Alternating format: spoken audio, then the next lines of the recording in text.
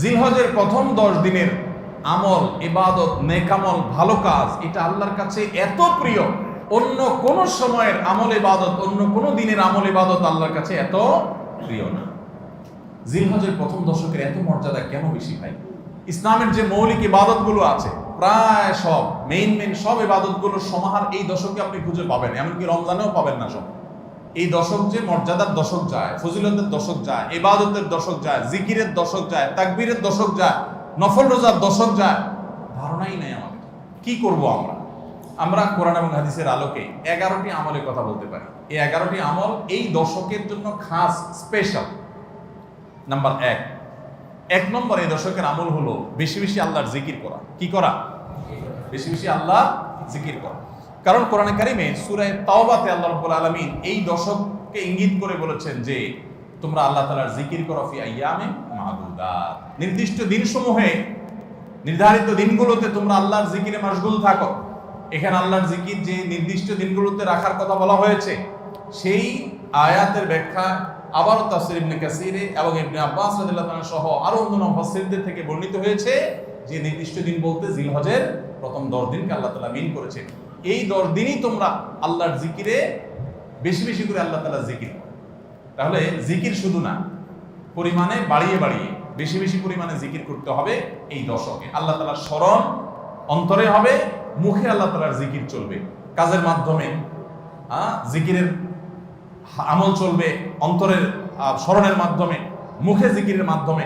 কোরআনের তেলাওয়াত একটা জিকির, তাসবিহগুলো একটা জিকির, তাহমিদ আল্লাহর প্রশংসা একটা জিকির, এরকম যত জিকির আছে এই দশক হলো জিকিরের দশক। সবচেয়ে বেশি জিকির চলবে, সবচেয়ে বেশি কি চলবে?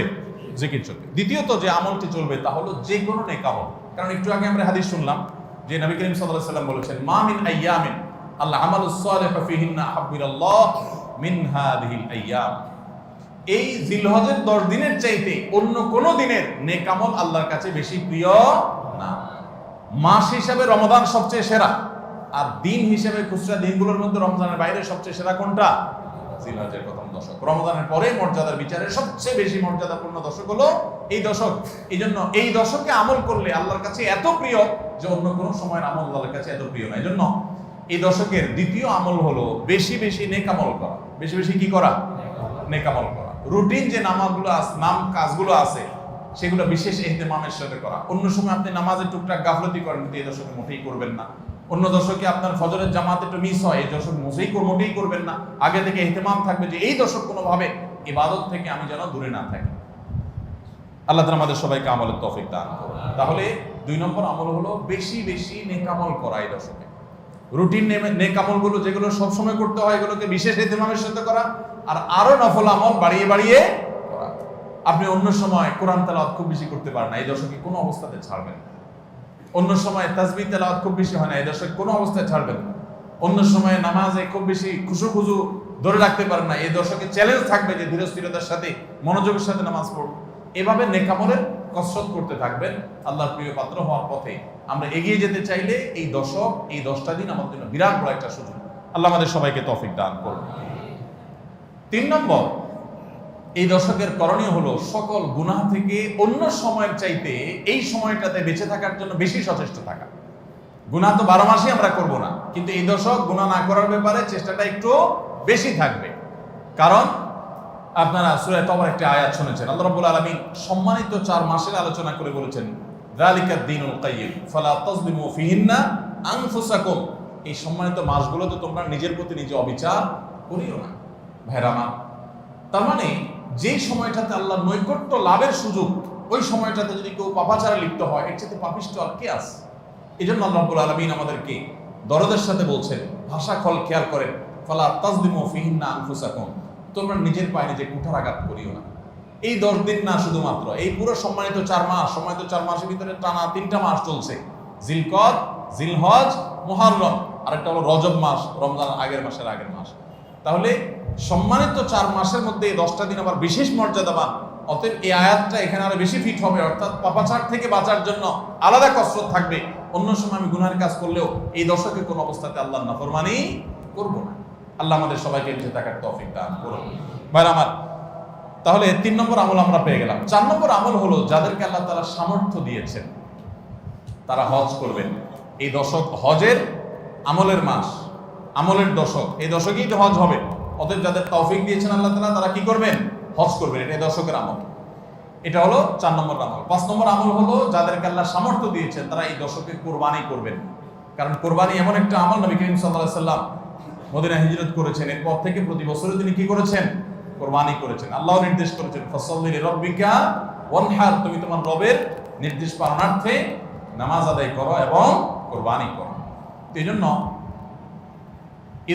ঈদুল আজহা অর্থাৎ এই জিলহজের প্রথম দশকের শেষ দিন অর্থাৎ 10ম দিনে কোরবানির আমলটা করা, এটা যাদের সামর্থ্য আছে তাদের জন্য প্রযোজ্য। এই দশকের একটা আমল হলো কি করা? কোরবানি করা। কয়টা আমল গেল? 5টা। 6 নম্বর হলো যাদের কোরবানি করার ইচ্ছা আছে তারা জিলহজের চাঁদ ওঠার আগে আগে জিলকদ মাসের শেষ দিনের মধ্যে তাদের হাতের নখ, চুল, গোফ, অবাঞ্ছিত লোম এগুলো সব কেটে পরিষ্কার করে ফেলবেন এবং এই দশক আর সেগুলোতে হাত দিবেন না। কোরবানি করে তারপরে সেগুলো পরিষ্কার করতে চাইলে করবেন, এই দশকে আর হাত দিবেন না। নবী সাল্লাল্লাহু আলাইহি ওয়াসাল্লাম বলেছেন, মান আরাদা আন ইউদাহিয়া ফালা ইয়াখুয মিন শা'রিহি ওয়া আযফারিহি শাইআ, যে ব্যক্তি কোরবানি করার ইরাদা করেছে, নিয়ত করেছে, সেজন্য তার চুল, নখ এগুলো না কাটে। ওই 10 দিন জিলহজের চাঁদ উঠছে আর কাটবেন না, চাঁদ ওঠার আগে আগে কেটে ফেলবেন এবং কোরবানির পরে যায় কাটবেন। এই 10 দিন বিরত থাকবেন।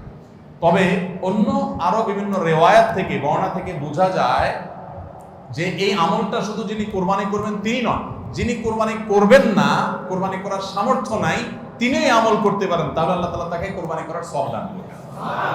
এমনকি কোন সালাফ, কোন সাহাবী থেকে আমলও বর্ণিত আছে যে বাসার বাচ্চা কাচ্চা যারা আছে তাদেরকেও এই দশকে চুল, নখ ইত্যাদি কাটতে নিষেধ করেছেন। তাহলে চুল, নখ ইত্যাদি কাটা থেকে বিরত থাকা এই 10 দিন, আগে কাটা এবং পরে কাটা, এই 10 দিন না কাটাকাটি না করা, এটা একটা মুস্তাহাব আমল এবং প্রায় সব ফুকাহায়ে কেরাম এই ব্যাপারে একমত হয়েছে। মাওসুআ ফিকহিয়া কুয়েতিয়ার মধ্যে লেখা হয়েছে যে ইত্তাফাকাল ফুকাহা, সব ফকিহগণ প্রায় একমত যে এই দশকে যিনি কোরবানি করবেন তিনি তো বটেই, কোরবানি যিনি করবেন না তাদের তরফ থেকেও চুল, নখ এগুলা কাটা থেকে বিরত থাকা মুস্তাহাব। তাহলে 6 নম্বর আমল গেল চুল, নখ ইত্যাদি এই দশক না কেটে থাকা।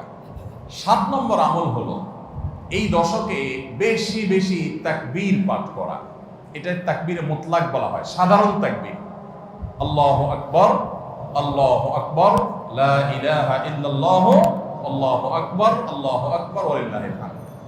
এই তাকবীরটা হলো মিন শাআইরিল ইসলাম, এটাকে আমরা করতে পারি। ইসলামের যে নিদর্শনগুলো আছে সেগুলোর মতো করে এই তাকবীরটা আমরা পাঠ করব। এমন ভাবে পাঠ করব যে অলিতে গলিতে, রাস্তাঘাটে সব জায়গায় তাকবীরের ধ্বনি চলতে থাকবে, কারোর ডিস্টার্ব করে না, মৃদু কণ্ঠে সব জায়গায় গুনগুনিয়ে আমাদের মুখ থেকে তাকবীর চলবে। আপনারা অনেকে হয়তো শুনে থাকবেন সাহাবায়ে কেরাম রিদওয়ানুল্লাহি তাআলা আজমাইনের মধ্যে থেকে কেউ কেউ, আবু হুরায়রা রাদিয়াল্লাহু তাআলা আনহু, আরো কোন সাহাবীর আমল বর্ণিত আছে যে জিলহজের প্রথম দশক শুরু হলে তারা বাজারে চলে যেতেন। বাজারে কেন যেতেন ভাই? শুধুমাত্র এই নিয়তে বাজারে যেতেন যে বাজারে গিয়ে অনেক মানুষজন থাকবে, তাদের সামনে গিয়ে উচ্চস্বরে তাকবীর পাঠ করব, আমার তাকবীর শুনে পুরো বাজারে সবাই গুনগুনিয়ে তাকবীর বলে উঠবে। এই উদ্দেশ্যে শুধুমাত্র কোন সাহাবী বাজারে যেতেন এবং যে বলতেন আল্লাহু আকবার, আল্লাহু আকবার, লা ইলাহা ইল্লাল্লাহ, আল্লাহু আকবার, আল্লাহু আকবার ওয়া লিল্লাহিল হামদ। আমাদের বাসা বাড়ি, আমাদের ব্যবসা প্রতিষ্ঠান, আমাদের শিক্ষা প্রতিষ্ঠান, আমাদের চিন্তা চেতনা, মন, মগজ, দেহ, মস্তিষ্ক সবকিছু ইবলিস নানাভাবে আমাদেরকে প্রভাবিত করে রাখছে। ইবলিসের ওয়াজ তো আজকাল আমরা শুনি না। কোরআনে আল্লাহ তাআলা সবচেয়ে বেশি যাকে শত্রু হিসাবে দেখাইছেন সে হলো কে? ইবলিস। তার ব্যাপারে আল্লাহ বলেছেন যে সে আমাদের আদু ও মুবিন, স্পষ্ট শয়তান। আমরা জীবনে কোনোদিন দেখিই নাই, আল্লাহ বলেছেন স্পষ্ট শয়তান। কেমনে স্পষ্ট হলো? আমরা দেখিই না, সে থাকে গোপনে, আল্লাহ বলেছেন স্পষ্ট। ভাইরা আমার, এই জন্য আল্লাহ স্পষ্ট বলেছেন যে শয়তান নিজে দেখা না দিলে কি হবে? শয়তানের শয়তানি সারাক্ষণ আমাদের চোখের সামনে ভাসে, চতুর্দিক থেকে শয়তানি আমরা দেখি না? তো এই শয়তান তার শয়তানি করে করে পরিবেশটাকে আমাদের নষ্ট করে ফেলছে। আমাদের দেশ তরুণ প্রজন্মকে ধ্বংসের দ্বারপ্রান্তে নিয়ে যাওয়া হয়েছে, তাদেরকে দিন থেকে এত দূরে সরাই দেওয়া হয়েছে, কখনো শিক্ষার নামে, কখনো সংস্কৃতির নামে, কখনো বিনোদনের নামে, কখনো খেলাধুলার নামে, কখনো ক্যারিয়ারের নামে, এক এক সময় এক এক নাম দিয়ে আমাদের সন্তানদেরকে আল্লাহি দিন থেকে এত দূরে সরিয়ে ফেলা হয়েছে আমরা অনেকে এখনো আঁচ করতে পারছি না। ভয়াবহতা কোথায় গিয়ে ঠেকেছে অনেকে অনুমান করতে পারছি না। সমাজ থেকে শয়তানের এই সমস্ত শয়তানির প্রভাব দূর করবার জন্য জিলহজের প্রথম দশকে অলিতে গলিতে রাস্তাঘাটে বাসা বাড়িতে ব্যবসা প্রতিষ্ঠানে সব জায়গায় তাকবীর ধ্বনি উচ্চারিত করতে থাকেন। এই তাকবীর ধ্বনি নীরবে না, সশব্দে, সশব্দে বলতে মানুষকে ডিস্টার্ব করে না, যতটুকু মানুষ সহনীয় হয় মৃদু কণ্ঠে এই তাকবীর গুনগুনিয়ে আমরা গাইতে থাকবো, আওয়াজ করে করে বলতে থাকবো, সর্বত্র এটি ধ্বনিত হতে থাকবে। এই আন্দোলনটা আমার প্রত্যেকটি একটু করতে হবে। রাজি আছি তো ইনশাআল্লাহ? ভাইরা আমার, বাজারে গিয়ে, চায়ের দোকানে, মাছের বাজারে বা খুব জমজমাট বাজারে গিয়ে যদি আপনি হঠাৎ করে তাকবীর দিয়ে উঠেন, আল্লাহু আকবার, আল্লাহু আকবার, লা ইলাহা ইল্লাল্লাহ, আল্লাহু আকবার, আল্লাহু আকবার, ওয়া লিল্লাহিল হামদ, কত মধুর কণ্ঠে এই তাকবীর পাঠ করা যায়। আল্লাহু আকবার, আল্লাহু আকবার, আল্লাহ সবচেয়ে বড়, আল্লাহ সবচেয়ে বড়, লা ইলাহা ইল্লাল্লাহ, আল্লাহ ছাড়া সত্যিকারের কোনো মাবুদ নাই, লা ইলাহা ইল্লাল্লাহ, আল্লাহু আকবার, আল্লাহ বড়, ওয়া লিল্লাহিল হামদ, আল্লাহ বড়, আল্লাহ বড় এবং তার জন্য সমস্ত প্রশংসা। ভাইরা আমার, আল্লাহর বড়ত্ব এটা বলতে গিয়ে আজকাল আমাদের অনেকের হেজিটেশন হয়, আমাদের অনেকের মধ্যে ইতস্তত বোধ হয় যে মানুষের সামনে যায় বলবো, একা একা বলি ঠিক আছে, মানুষের সামনে আবার বলবো কেমন লাগে। এগুলো আমাদের ইমানের দুর্বলতার দলিল। আমার আল্লাহর বড়ত্ব বর্ণনা করতে আমার মধ্যে ইতস্তত বোধ যদি হয়, তো আমার চেয়ে নিমুখ আমার কে আছে আল্লাহর জমিনে? আমি কত আল্লাহ নিমুখ হারাম যে আমি সারাদিন আল্লাহ আমাদের ভিতরে ডুবে আছি, আল্লাহর বড়ত্বটা জোরে বললে কে কি মনে করবে আমি এই চিন্তা করছি। তো আমরা ইনশাআল্লাহ এই অচলায়তন ভাঙবো তো, আমরা ইনশাআল্লাহ এই হীনমন্যতা, এই ইতস্ততা দূর করবো তো ইনশাআল্লাহ। ভাইরা আমার, টার্গেট করে করে বাসায় যাওয়ার সময় মোবাইলে অ্যালার্ম দিয়ে দিয়ে লিখে লিখে রিমাইন্ড করে করে তারপরে আমল করব, মনে থাকবে তো ইনশাআল্লাহ। যেখানে মানুষ আছে একটু জোরে জোরে তাকবীর পাঠ করবো, বাসায় ঢোকার সময় জোরে জোরে পড়তে পড়তে ঢুকবেন যাতে বাসার সবাই তাকবীর দিয়ে উঠে। হঠাৎ মনে হবে একটু জোরে জোরে করবেন যাতে সবাই তাকবীর দিয়ে উঠে। পুরো পরিবেশটাকে সেভাবে করবেন। আমি আমার বাসায় এই দশক আসলে সাধারণত মৃদু কণ্ঠে ভলিউমের সবসময় তাকবীরটা চালু করে রাখি যাতে সবাই মনে হয়। অফিসে কম্পিউটারে এটাকে মৃদু কণ্ঠে চালু করে রাখি, অন্যান্য কাজ করতে থাকি, এই আওয়াজ চলতে থাকে যাতে করে যে আসে সে দেখে তার মনে হয় সে আমলটা করতে পারে। তো আমরা এই আমলটা চিন্তা করবো তো ইনশাআল্লাহ। যদি আপনি বাজারে গিয়ে তাকবীর বলেন, আমাদের সমাজের যে অবস্থা, যে অবক্ষয়, দ্বীনি চেতনা দিন দিন যেভাবে হারিয়ে গেছে, আপনার তাকবীর শুনে হয়তো অনেকে হাসবে। হঠাৎ করে যখন বাজারে গিয়ে তাকবীর দিবেন জোরে জোরে, বলবে ব্যাপার কি? কেউ কেউ হয়তো ইশারা করতে, মাথায় হয়তো কোনো সমস্যা আছে, এরকম হতে পারে। হতে পারে কি পারে না? কেন হতে পারে? কারণ সব গাফেলদের মধ্যে একজন জাকের আসছে, সব গাফেলদের মধ্যে একজন জাকের আসছে। যেখানে সবাই গাফলতিতে নিমজ্জিত, সেখানে একজন জিকিরকারী আসছে। এজন্য ওই গাফেলদের মধ্যে জিকিরকারী, একজন জিকিরকারী ব্যক্তিকে মনে হয় পাগল, অথবা তাকে বলা হয় যে আননোন। অথচ হওয়া দরকার ছিল মুসলমানদের সমাজে সবাই জাকের, এক দুজন গাফেল, আর আমরা সবাই হয়ে গেছি গাফেল। এই জন্য একজন জিকিরকারী হলে তাকে মানুষ কি করে? উপহাস করে, পাগল মনে করে। ওই যে কোন দেশে নাকি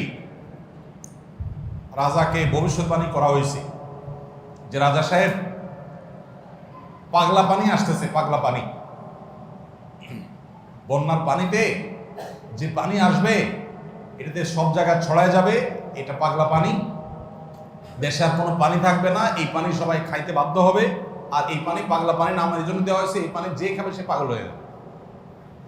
রাজা সাহেব এই ভবিষ্যৎবাণী শুনে পরামর্শ করতেছেন সব মন্ত্রীদের সাথে যে কি করা যায়।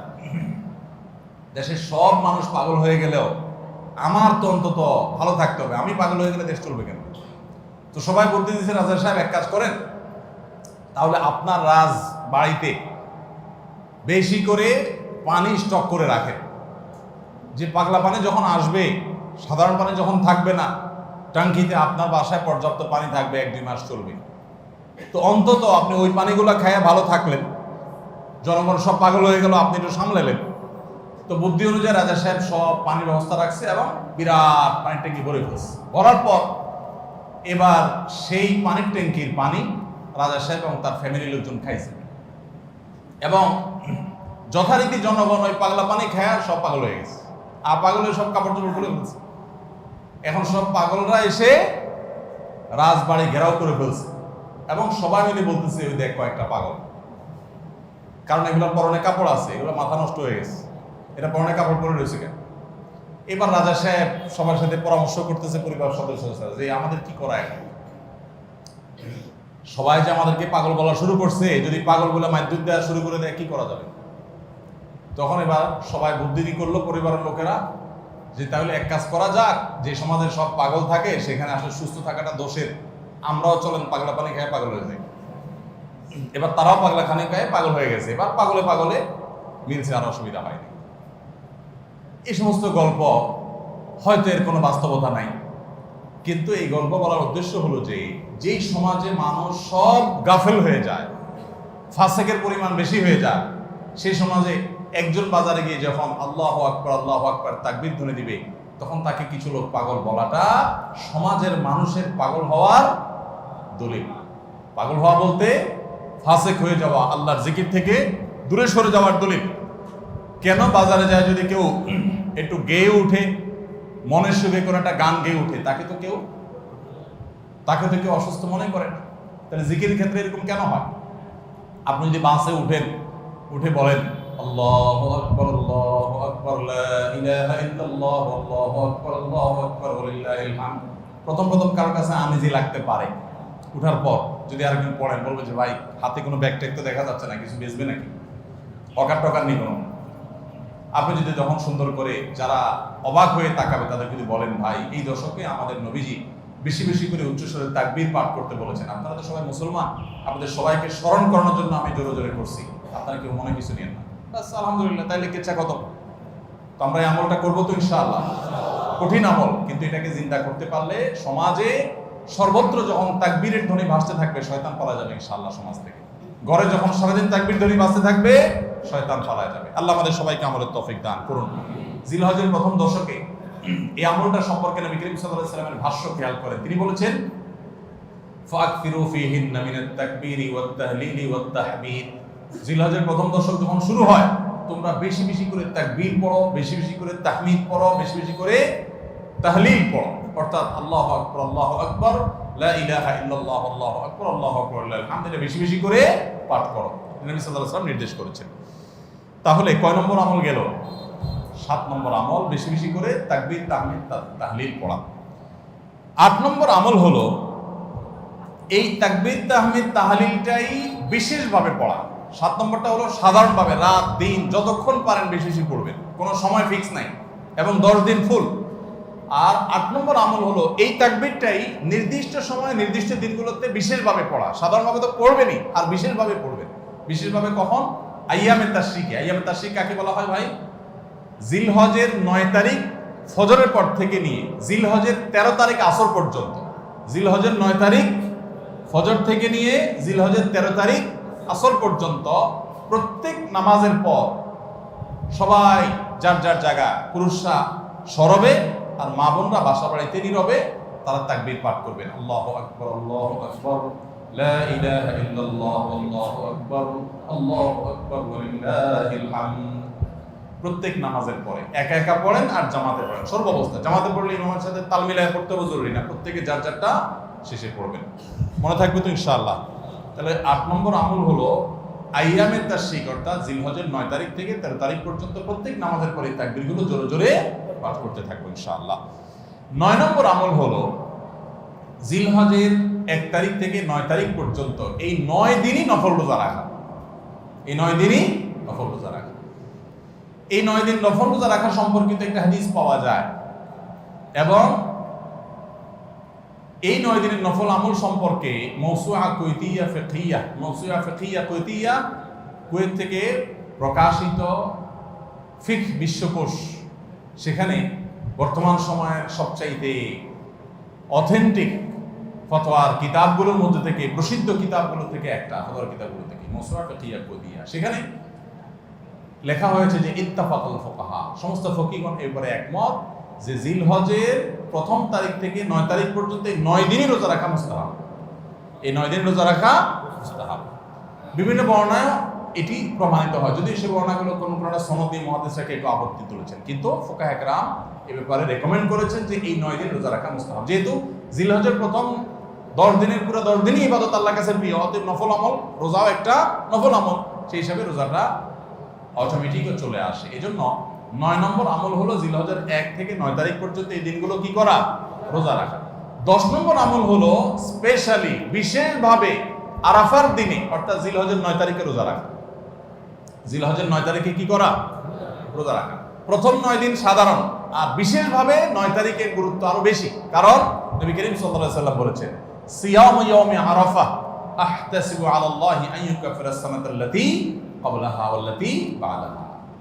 আরাফাত দিনের রোজা অর্থাৎ জিলহজের 9 তারিখের রোজা, এই রোজা সম্পর্কে আল্লাহর কাছে আমার ধারণা, আল্লাহর প্রতি নবী সাল্লাল্লাহু আলাইহি ওয়াসাল্লাম বলছেন যে আমার ধারণা যে এই রোজার বিনিময়ে আল্লাহ তাআলা 1 বছর পূর্বের আর 1 বছর পরের অর্থাৎ আগামী 1 বছর এবং গত 1 বছর গুনাহ আল্লাহ তাআলা মাফ করে দিবেন। আমরা এই পর্যন্ত যত ফজিলতের কথা শুনেছি, পিছনে গুনাহ মাফ করে দিবেন, গত 1 বছর গুনাহ মাফ করে দিবেন, সারাদিন গুনাহ মাফ করে দেওয়া হবে, এরকম বিভিন্ন হাদিস আমরা শুনেছি। কিন্তু এরকম কোন হাদিস কেউ হয়তো আমরা এই হাদিস ছাড়া আরেকটা হাদিস শুনি নাই যে 1 বছর অগ্রিম গুনাহ মাফ করবেন। যদি আল্লাহ তাআলা কাউকে হায়াত দেন তিনি 1 বছরের গুনাহ মাফ পেয়ে যাবেন। কোন হাদিস বেত্তাগণ বলেন যে হাদিসের মধ্যে ইশারা পাওয়া যায় যে কেউ যদি আরাফাতের রোজা রাখার তৌফিক পায় হয়তোবা আগামী 1 বছর হায়াত পাওয়ার তৌফিক হবে তার। যদিও এটা জাস্ট একটা ব্যাখ্যা, এটা এমন না যে হাদিসে বলা হয়েছে আলাদা গ্যারান্টি দিয়ে, এরকম না। অতএব ব্যত্যয় ঘটলে করতে পারে।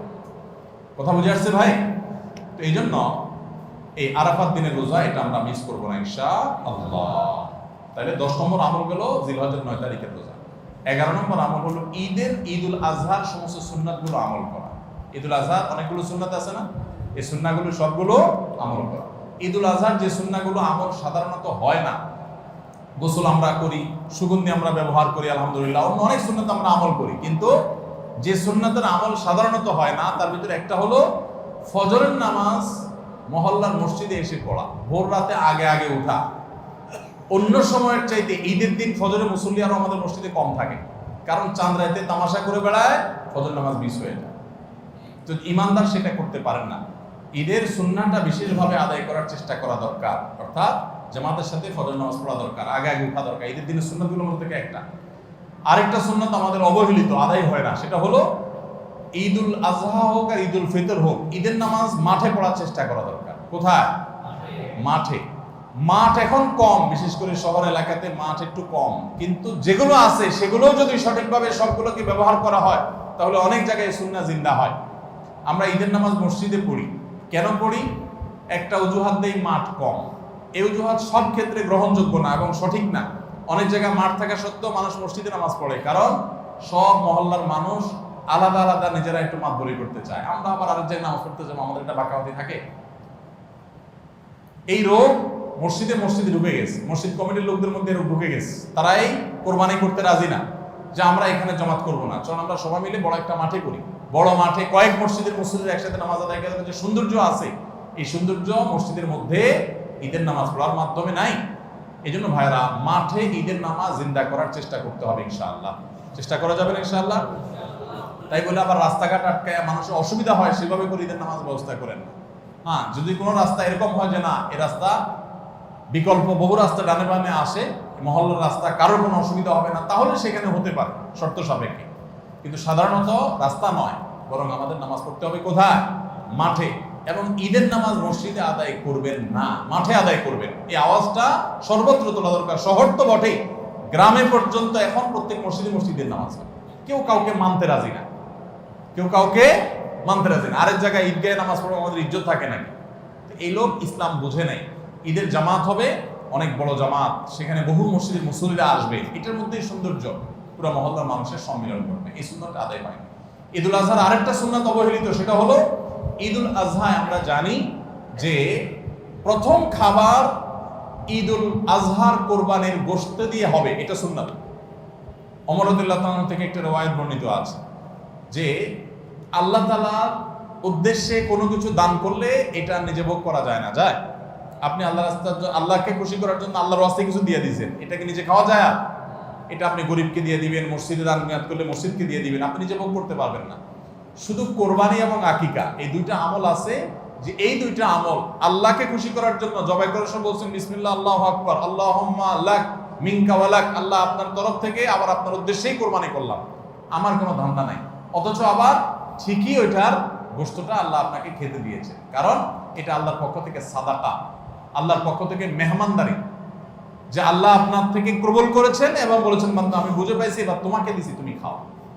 তো এই জন্য আল্লাহর মেহমানদারি দিয়ে দিনের প্রথম খাবার গ্রহণ করা, যাতে করে ক্ষুধার্ত থেকে খাবারের প্রতি আগ্রহী হন আপনি এবং আল্লাহর মেহমানদারি দিয়ে প্রথম খাবার খান আপনি, এটা সুন্নাত।